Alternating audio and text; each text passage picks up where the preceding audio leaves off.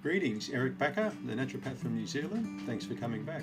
We're on to module 2 now, the cleanse diet. This one follows the colon cleanse. So in this module, we're going to learn the best cleansing foods to eat and the crappiest foods to avoid. It's important to always eat clean and to keep striving for improving our diet over time, further and further. The cleanse diet, again, is a foundational diet we build further upon latest research that we've discovered only in the past 2 or 3 years regarding the gut microbiome. So how does the cleanse diet work? Well, you're strategically rebalancing your gut microbiome. We're removing poor food choices. We're removing foods that could potentially aggravate your gut, and they may not necessarily be high carb foods or sugary foods either. It'd be just certain foods that trigger immune responses.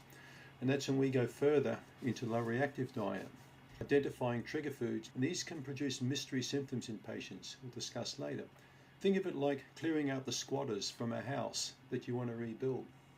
Just want you to do this for 14 days and just see it through for 2 weeks. Some people will do it for 3 weeks. This is shifting what you eat and your mindset into another paradigm.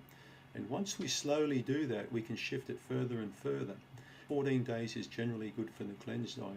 You're going to become increasingly aware of what you eat and what other people eat around you. The whole idea is to build that awareness. We're going to look at anti-inflammatory foods. We're going to look at antimicrobial foods. We're going to look at gut-building foods. We're also going to look at special antifungal foods that nobody really talks about. Be careful with fiber when increasing fiber. So people either eat hardly any at all or they eat far too much. Now, what about supplements? Do you take any supplements? Well, I recommend 3 core ones: the probiotics, digestive enzymes, and antimicrobial supplements. It's a good time to take these 3 things. And that just about wraps it up for the cleanse diet. The cleanse diet forms a very good precursor for the liver cleanse, which is to follow, and that goes for 1 week. So what are the key takeaways on the second module? To focus on whole foods, rich in nutrients, to be mindful when eating. There's an article on this site you can also read about the difference between cravings and hunger. One of the most important parts of the cleanse diet is not just making the right food choices, but also chewing food properly so you can actually digest it properly.